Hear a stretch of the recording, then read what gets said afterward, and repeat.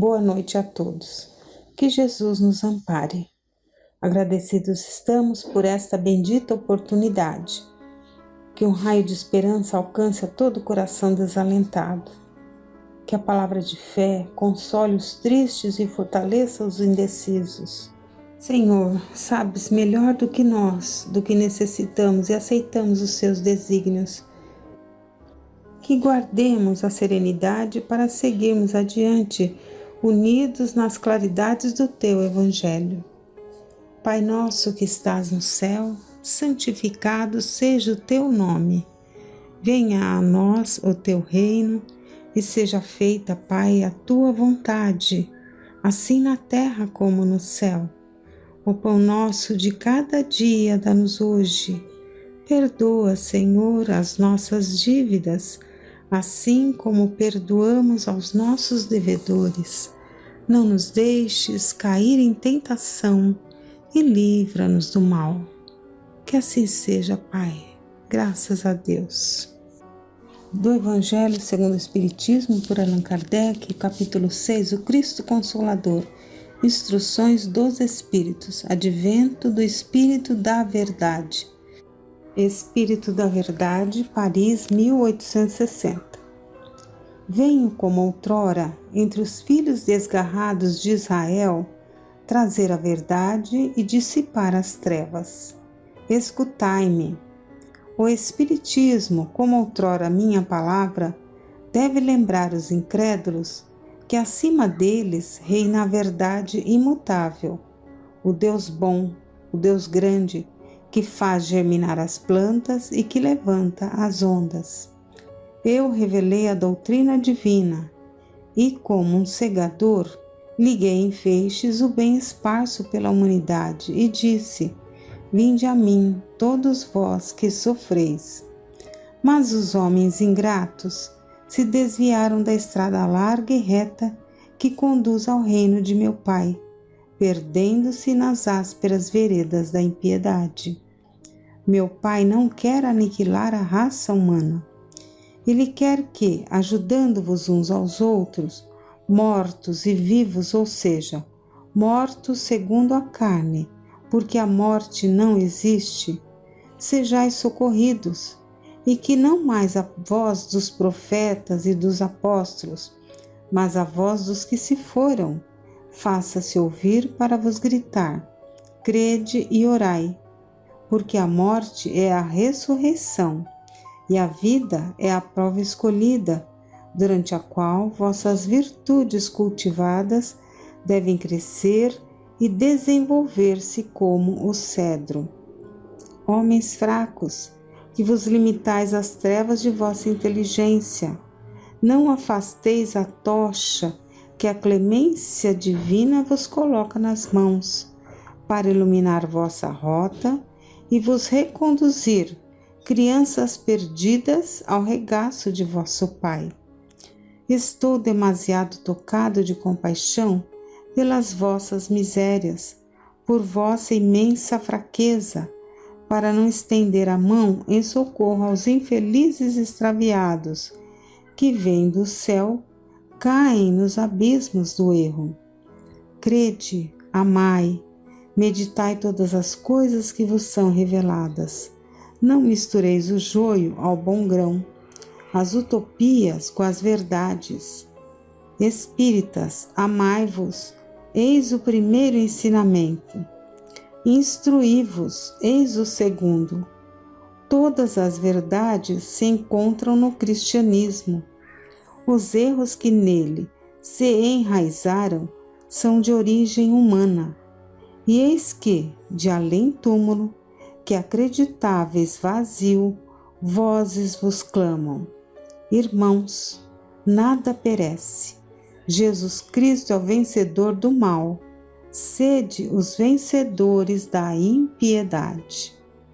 O Espírito da Verdade nos fala sobre essa tocha que a clemência divina nos coloca nas mãos para iluminar nossa rota e nos reconduzir ao regaço de nosso Pai, que somos como crianças perdidas.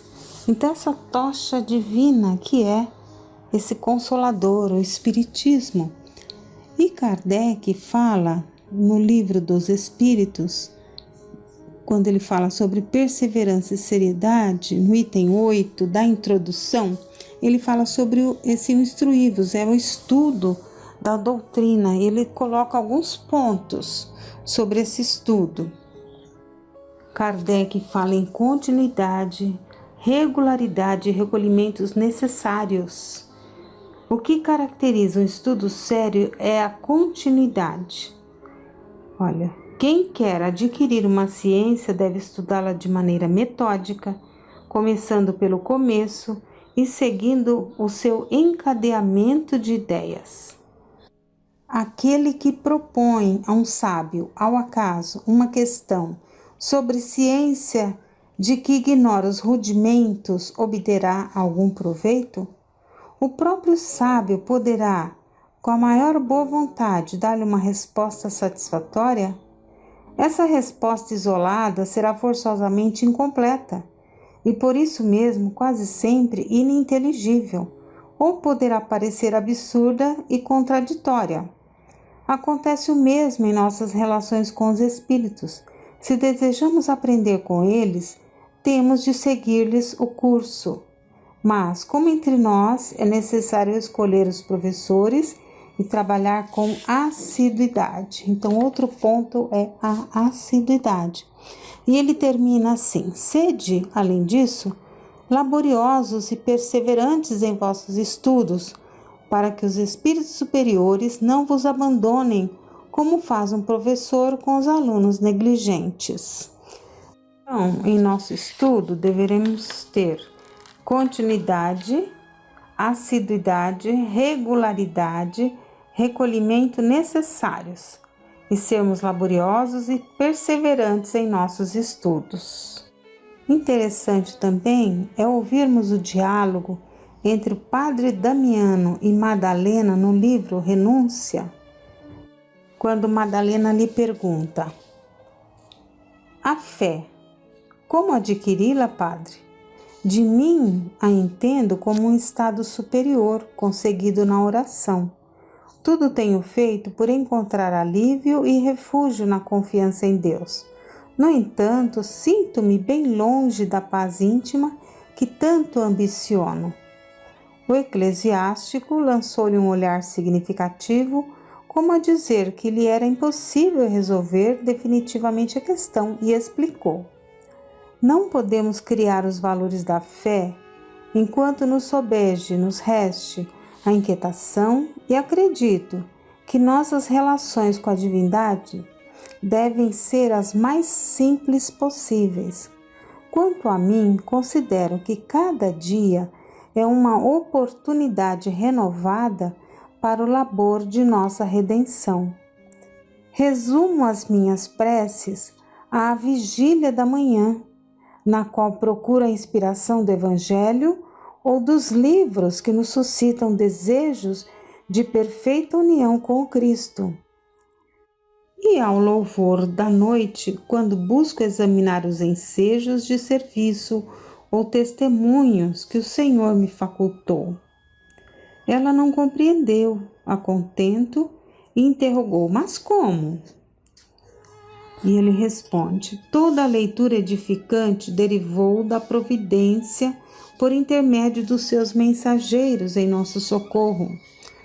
Com as suas advertências e conceitos sábios e preciosos, faço a vigília matinal. E à noite rendo graças ao Pai em consciência pelos favores que me foram dispensados. Na vigília estabeleço propósitos redentores e no exame da noite julgo-me a mim mesmo para verificar onde se cristalizaram minhas maiores fraquezas, a fim de emendá-las no dia imediato. O mundo, a meus olhos, é uma vasta oficina, onde poderemos consertar muita coisa, mas reconhecendo que os primeiros reparos são intrínsecos a nós mesmos. Grandemente interessada, a suposta viúva de Cirilo insistiu. Então Madalena pergunta: se dais tanto valor ao esforço espiritual da manhã e às meditações da noite, como encarar o dia? Creio que, responde ele, entre a vigília e o louvor está o trabalho que o Senhor nos deferiu. O dia constitui o ensejo de concretizar as intenções que a matinal vigília nos sugere e que à noite balanceamos. Interessante esse diálogo, porque ele coloca que de manhã, ali nas suas preces, nas suas leituras, nas suas meditações, né, a vigília matinal, ele se propõe a ter um dia proveitoso, consciente, de fazer o melhor. E à noite ele faz essa análise de como foi o seu dia, tirando ali um aprendizado, estabelecendo metas para o dia seguinte, né? E assim ele vai orientando Madalena. Então seria interessante uma disciplina no horário também. Vejamos o que diz Leon Denis no livro O Problema do Ser. Olha, meditemos a hora certa, de preferência pela manhã, quando tudo está sossegado e repousa ainda em roda de nós. Nesse momento, a que o poeta chama a hora divina, quando a natureza fresca e descansada acorda para as claridades do dia.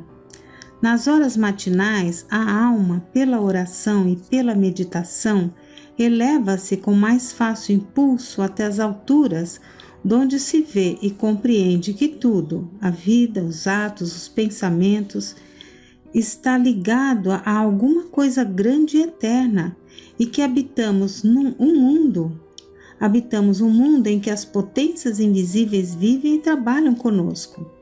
Na vida mais simples, na tarefa mais modesta, na existência mais apagada, mostram-se então faces profundas, uma reserva de ideal, fontes possíveis de beleza. Cada alma pode criar com seus pensamentos uma atmosfera espiritual tão bela, tão resplandecente como nas paisagens mais encantadoras. E, na morada mais mesquinha, no mais miserável tugúrio, há frestas para Deus e para o infinito. Então não importa onde estejamos. Se o nosso pensamento, se a nossa vontade de aprender, de melhorar, nós buscamos esse momento tão importante, nós nos elevamos para Deus. Emmanuel fala sobre a necessidade de estudar e meditar por si mesmo no livro O Consolador, psicografado por Francisco Cândido Xavier. É na questão 364. O espiritista, para evoluir na doutrina, necessita estudar e meditar por si mesmo, ou será suficiente frequentar as organizações doutrinárias esperando a palavra dos guias? Resposta: é indispensável a cada um o esforço próprio no estudo, meditação, cultivo e aplicação da doutrina em toda a intimidade de sua vida. A frequência às sessões ou o fato de presenciar esse ou aquele fenômeno, aceitando-lhe a veracidade, não traduz a aquisição de conhecimentos. Um guia espiritual pode ser um bom amigo, mas nunca poderá desempenhar os vossos deveres próprios, nem vos arrancar das provas e das experiências imprescindíveis à vossa iluminação. Daí surge a necessidade de vos preparardes individualmente na doutrina para viverdes tais experiências com dignidade espiritual no instante oportuno. Então, esses ensinamentos, esses conhecimentos que vamos adquirindo, né, servirão ali de preparo para testemunhos, para momentos oportunos de testes, né, de provar que realmente estamos aprendendo. É a doutrina abençoada que nos favorece, através do estudo, da meditação, a renovação, a reforma íntima, a aprendermos, né, a prática da caridade, do amor ao próximo, o amor a Deus. E na parte 5ª do livro Depois da Morte de Leon Denis, O Caminho Reto, ele fala no item 53 sobre o estudo. O estudo é a fonte de ternos e puros gozos. Liberta-nos das preocupações vulgares e faz-nos esquecer as tribulações da vida.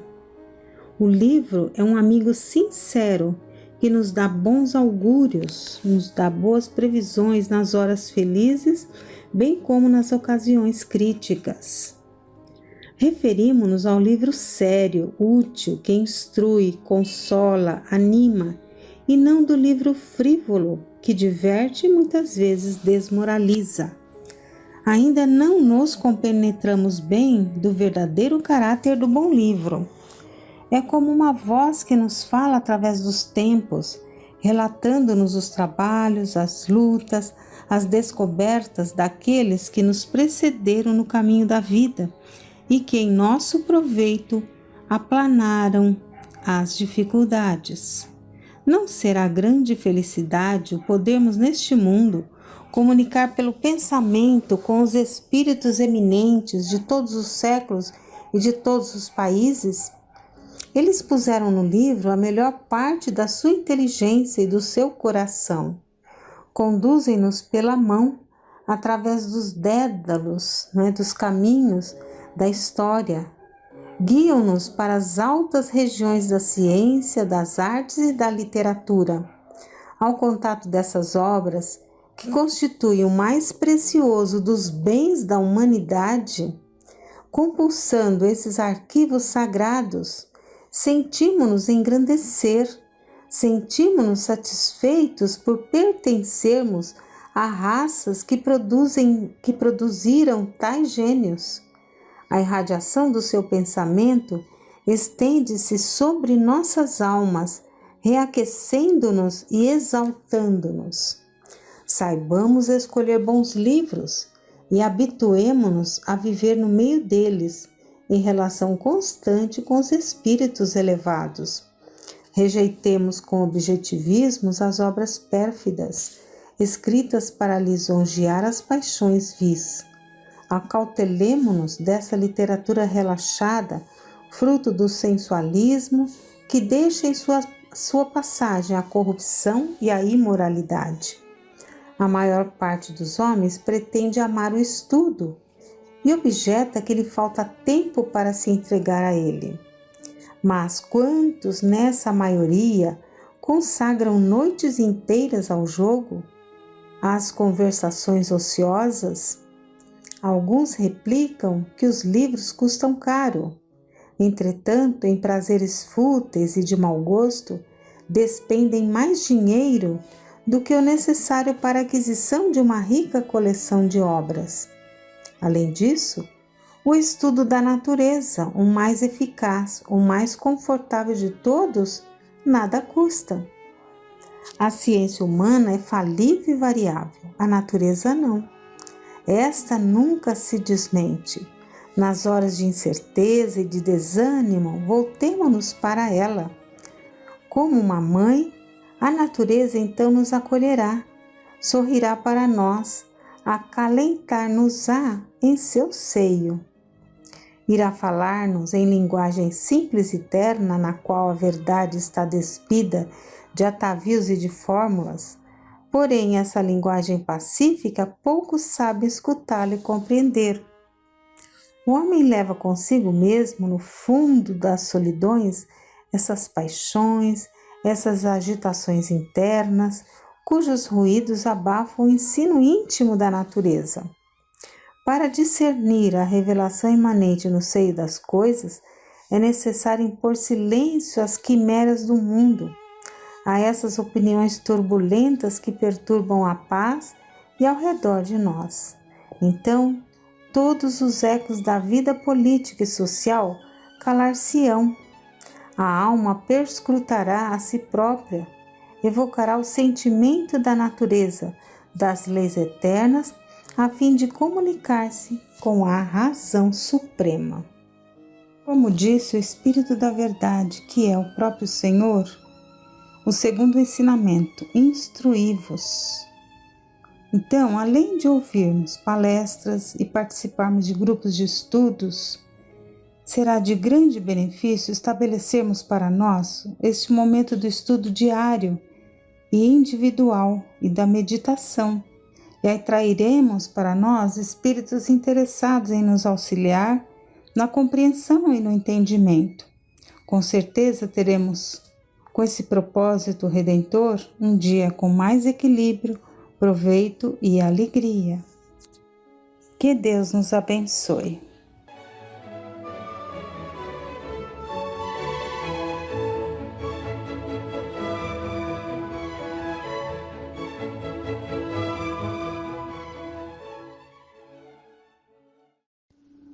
Boa noite a todos.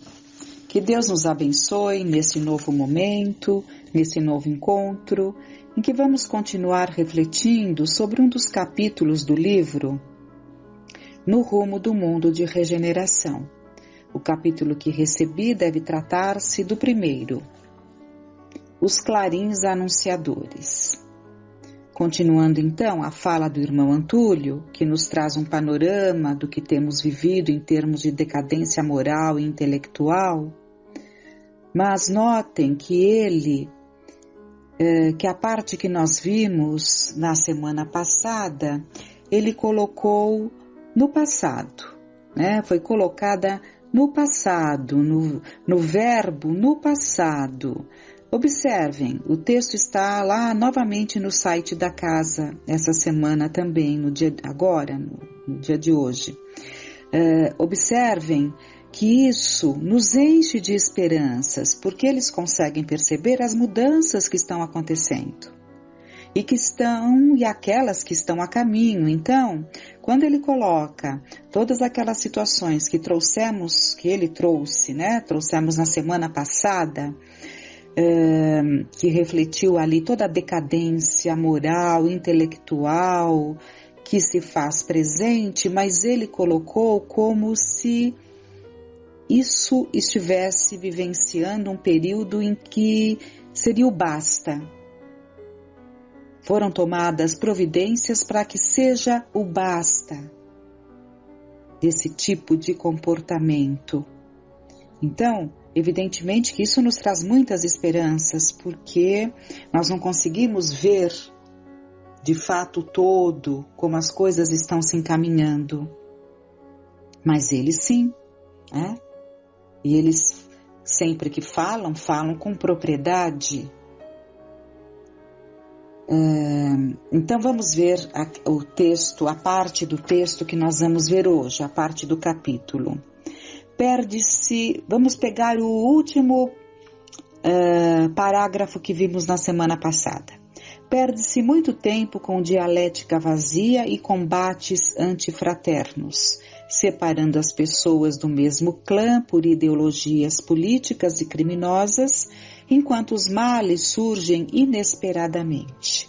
É o que está acontecendo neste momento de provações e expiações individuais e coletivas que ameaçam a existência humana no planeta, confiado a Jesus para o alçar a mundo de regeneração.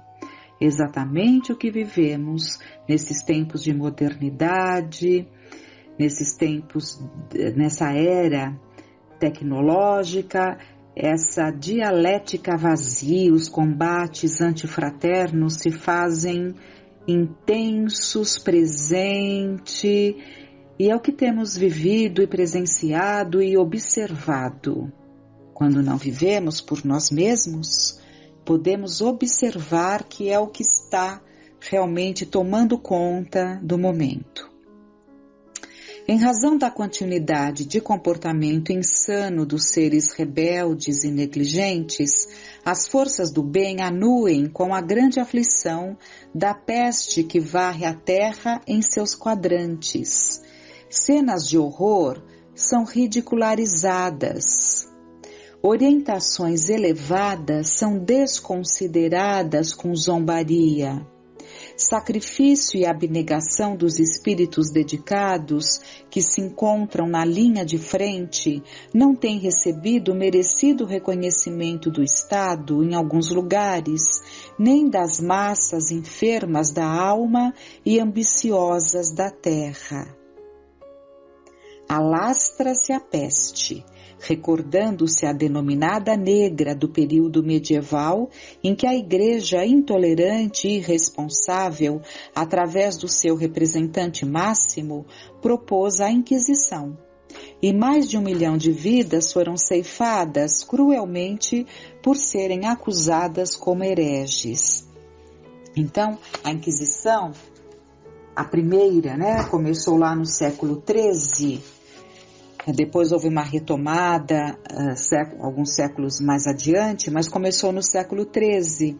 E nesse período da Inquisição, tanto num como no outro, havia uma caça às bruxas. Então tudo que acontecia, a colheita não dava certo, enfim, tudo que acontecia de mal, propositadamente as autoridades religiosas apontavam como responsáveis aquelas que eles colocavam como bruxas. E elas eram ali, as bruxas, os bruxos, mas a grande maioria foram mulheres, eram sacrificadas nas fogueiras, nos afogamentos, enfim, uma série de torturas, como que a banir os hereges para evitar ali as coisas que aconteciam e que eles propositadamente, para semear o terror, colocavam algumas pessoas ali como sendo as culpadas para serem perseguidas, causando um terror imenso nessa época. Então, logo depois, outro papa anunciou que os gatos eram portadores da figura satânica e os felinos foram perseguidos de maneira inclemente e mortos com impiedade.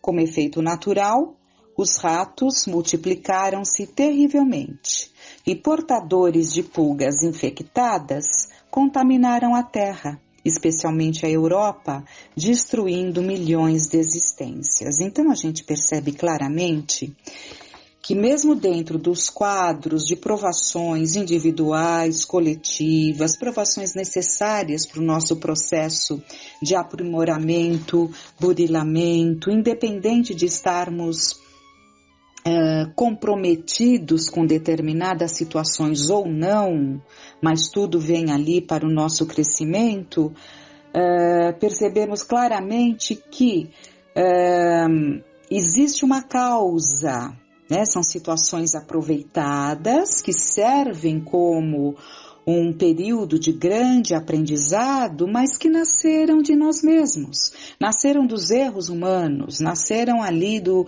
descaso, nasceram da crueldade e assim por diante. E é isso que continua acontecendo. De alguma forma ocorre hoje, olha aqui, de alguma forma ocorre hoje o mesmo fenômeno. Ao combater-se, ou parecer fazê-lo, as paixões políticas arruinam os países e os sobreviventes do vírus da Covid-19 serão dizimados pela miséria e pelo abandono. Então, em nome do combate,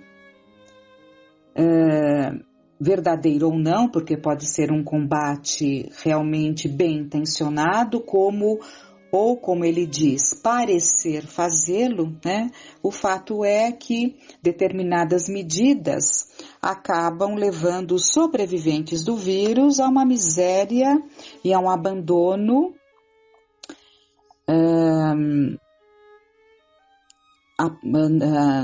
não vistos, pelo menos nos nossos últimos tempos, não vistos. Novamente, a voz suave e enérgica silenciou por alguns segundos, enquanto o auditório, em silêncio e profundamente impressionado, aguardava a continuidade da exposição. É certo que nada poderá obstaculizar o progresso do planeta terrestre e da sua sociedade. Ou seja, aqui ele está colocando que mesmo com todas essas situações criadas, com tudo isso que nós temos visto, que está vindo à tona, e graças a Deus que está vindo à tona, né? Porque todo esse processo trouxe muitas coisas que para muitos que não queriam ver, que não queriam perceber, que não olhavam no entorno um pouquinho mais distantes do meio em que eles vivem, não percebiam. Então, isso desnudou, né? O que vai ter um resultado positivo, não tenhamos dúvida disso, né? Porque nada parará obstaculizar o progresso, não será obstaculizado, né? Então, continuando aqui no texto, esses acontecimentos e outros de natureza sísmica e cósmica darão lugar à maior soma de sofrimento humano. Então, esses acontecimentos, no caso, acredito que ele se refira ao Covid-19, né? Então, e toda essa situação decorrente do Covid-19, então esses acontecimentos, porque não é só exatamente o vírus, é todas as consequências trazidas por essa situação. Então esses acontecimentos e outros de natureza sísmica e cósmica darão lugar à maior soma de sofrimento humano, enquanto facultarão também a presença dos apóstolos da caridade e do amor, da fraternidade e do bem, formando a família da misericórdia em socorro a todas as vítimas, sejam aquelas que padeçam a contaminação ou chorem as perdas afetivas e ou as misérias de outras expressões. Então, na medida em que uma grande parte da sociedade começa a voltar os seus pensamentos mais para o sentimento, mais para a introspecção, mais para o apoio ao que está necessitado, a partir desse momento em que a compaixão começa a aflorar em muitos corações que viviam, de certa forma, protegidos ou se protegendo, mas agora as coisas estão à nossa frente, então esse ambiente de vibrações melhores, embora possamos ter a impressão de que não é assim, mas porque o que salta aos nossos olhos normalmente é o que há de ruim, né? Mas eles percebem o que há de bom acontecendo. Então, isso que há de bom acontecendo favorece a vinda desses espíritos preparados para que as suas presenças sejam aproveitadas. Por isso que tem que ser no momento adequado, para que não se perca, como já tanto se perdeu, presenças abençoadas junto de nós. E que não demos o valor devido ou nem percebemos determinadas presenças. Ninguém conseguirá fugir ao determinismo do sofrimento, embora não tenham diretamente razões, mas por solidariedade e compaixão. Então ninguém fugirá ao determinismo. Então vocês vejam que são situações pelas quais passaremos. E ninguém fugirá, ninguém conseguirá fugir, tendo ou não responsabilidade ou razão direta dentro dos quadros. Mas por solidariedade e compaixão, estaremos todos dentro desse determinismo do sofrimento. Avizinha-se a hora em que das nossas colônias espirituais descerão ao planeta em desolação as equipes socorristas em nome de Jesus, mergulhando em reencarnações redentoras e atendimentos específicos durante a atual e as demais calamidades que venham a acontecer. Então aqui ele já prepara para outras calamidades. Tudo vai depender do nosso aprendizado. Por que ele não afirmou que virão necessariamente outras calamidades? Porque poderíamos aprender com o que já estamos vivendo e que já é mais do que suficiente e estarrecedor. Então, tudo vai depender do aproveitamento. Todos estamos convidados ao serviço de amor e de caridade aos nossos irmãos do amado planeta Gaia, na tradição grega. Somente o sentimento de amor, conforme o expressou Jesus e o viveu, logrará modificar as paisagens humanas neste momento. Nesse terrível confronto entre o bem e o mal, muitas criaturas sem maturidade psicológica robotizam-se sem definição, seguindo a trajetória das forças em antagonismo, inimizando-se umas com as outras. Então, aqui esse ponto é importantíssimo, porque nesse confronto entre o bem e o mal que se faz presente, já vem, mas mais do que nunca percebemos o quanto está intenso. A falta de maturidade psicológica pode levar a nós, a muitos de nós, a entrarmos dentro desse padrão vibratório de forças antagônicas. E sem, muitas vezes, nos darmos conta, até por determinadas paixões que alimentamos, estamos trabalhando contra a implantação do bem na Terra. As esperanças cristãs estão centradas no Consolador,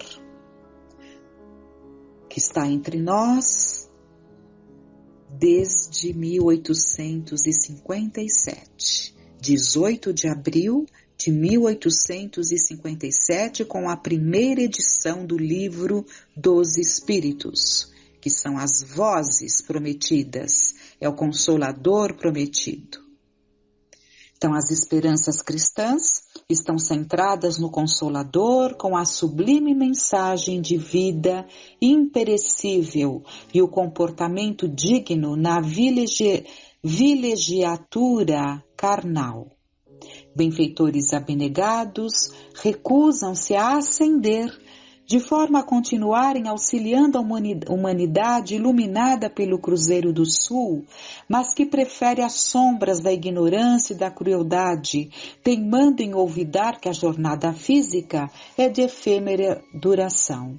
Então, as esperanças é justamente o Consolador que nos facultará a possibilidade dessa mudança. Por isso, tudo no tempo certo. E esses espíritos preparados que poderiam ascender às regiões gloriosas que eles têm o direito de desfrutar, continuam presos aqui a nós, por estarmos à retaguarda, preferindo as sombras da ignorância e da crueldade. Observemos o que sucedeu às civilizações do passado, cuja glória se transformou em memórias vagas, e suas grandiosas construções ruíram, e hoje servem de amparo a serpentes e aracnídeos perigosos que foram arrastadas pelas águas oceânicas à sua profundeza. O tempo terrestre é relativo aos movimentos do planeta no seu giro infindável sobre si mesmo e em torno do Sol, sob a direção do celeste governador que o guia desde os dias longínquos de nebulosa de gases incandescentes. Logo mais formaremos nossas caravanas de socorro, porquanto já estão tomadas providências para receber os irmãos que desencarnarem sob a trágica tempestade viral. Ao terminarmos a nossa elucidação, formar-se-ão grupos sob direções especiais adrede programadas para o trabalho em conjunto com todos os grupos espirituais de comunidades socorristas que operam em favor do planeta. Então, sempre busquemos momentos de recolhimento para nos ajustar emocionalmente, nos ligando ao alto, sentindo a suave presença de Jesus através dos seus mensageiros esses espíritos abnegados que trabalham devotadamente, esperançosos, porque já divisam as claridades que nós, os que ficamos à retaguarda, poderemos, se fizermos por onde, desfrutar, na medida em que desenvolvermos a nossa capacidade de amar. Que Deus, na sua infinita bondade, Jesus, nosso pastor e farol que ilumina o caminho, nos abençoe. E a tantos que sofrem, a tantos corações em desespero, que possam acalmar-se, que as bênçãos do alto possam nos envolver a todos, serenando, acalmando, consolando. Tenhamos uma noite